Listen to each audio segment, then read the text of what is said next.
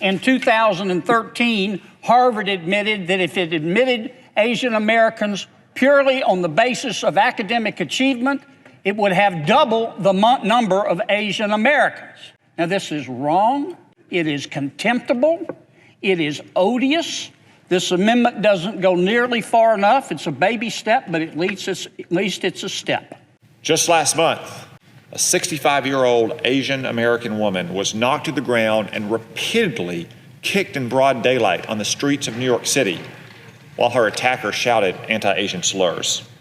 We later learned that her attacker was a convicted murderer out on parole, thanks to criminal leniency policies.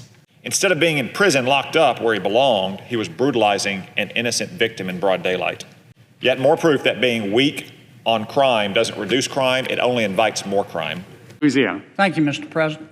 Mr. President, in 2021, the year of our Lord 2021, we have major universities in this country that are discriminating in admissions against Asian Americans. Now, I know they think they know how to discriminate in the right way, but discrimination is discrimination.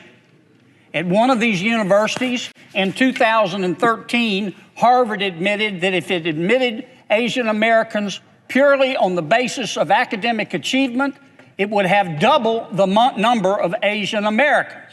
Now, this is wrong. It is contemptible. It is odious.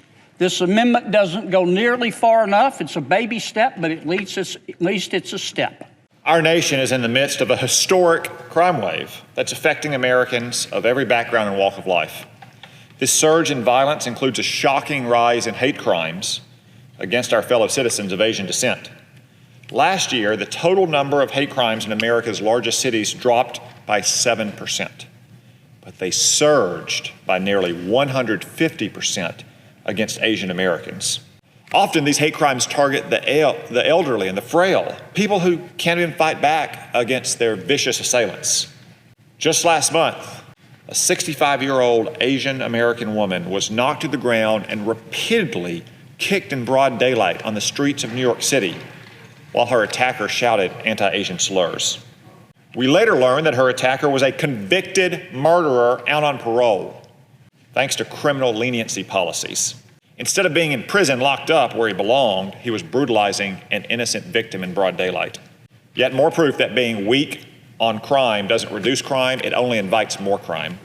A civilized society can't ignore such attacks on our innocent citizens. We have to protect them. We have to protect every citizen and get tough on violent hate crimes. Unfortunately, in response to this terrible rise in anti-Asian hate crimes, Democrats initially introduced an extremely partisan bill intended to score political points. This flawed piece of legislation that the senator from Hawaii originally sponsored contained provisions tailor-made to muzzle free speech. For example, the bill would have directed the Department of Justice to tell Americans how they were supposed to talk about this virus. I voted against proceeding to this bill in part because of this crazy, radical idea to impose a speech code on how Americans can talk about this virus.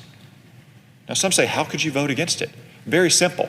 I will never support a speech code imposed on the American people on how they can exercise their First Amendment rights to talk about this pandemic. This whole idea is deeply concerning, especially because some in the media and some of our Democratic friends believe that even pointing out the virus came from China is somehow inciting violence. That's as foolish as it is dangerous. Calling this virus, which, yes, came from Wuhan, China, the Wuhan virus is not racist and it doesn't incite violence. You may recall, after all, that last year, journalists from such esteemed outlets as CNN, Reuters, the Washington Post, and the New York Times all used the terms Chinese virus, Chinese coronavirus, and Wuhan coronavirus. Were they inciting violence? Were they racist? No, of course not. They were following the centuries-old practice of referring to diseases by geographic names. It wasn't anti-Spanish to call the influenza outbreak in 1918 the Spanish flu, even though it didn't even start in Spain. It's not anti-Egypt to use the term West Nile virus. What about variants of this virus? From Brazil, from South Africa, from Great Britain.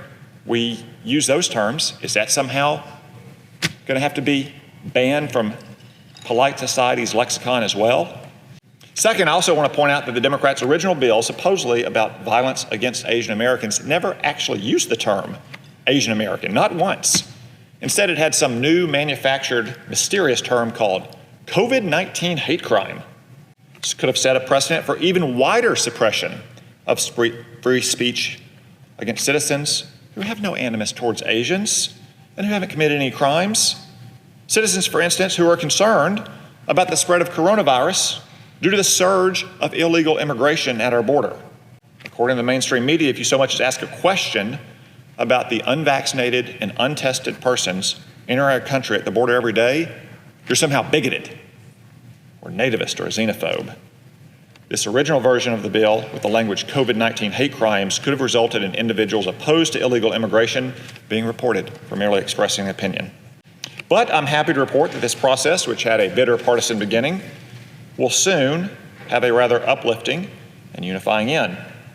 Thanks to the diligent work of one of the hardest working senators in the United States Senate, the senator from Maine, these offensive provisions of the Democrats' original bill have been removed. The senator of Maine has helped turn what was a bitter partisan piece of legislation into something that now members of both parties can hopefully support. Thanks to her efforts, this legislation is specifically focused on the crisis at hand and will improve reporting of anti-Asian hate crimes. Soon, we'll also vote on a series of amendments from some of my fellow senators to improve this legislation even further. I look forward in voting for those amendments, for the substitute amendment, and for the bill as amended. So today, this chamber will take a step forward in fighting the rise in anti-Asian violence. I hope that we continue to make progress so that every victim gets justice and that further attacks are deterred.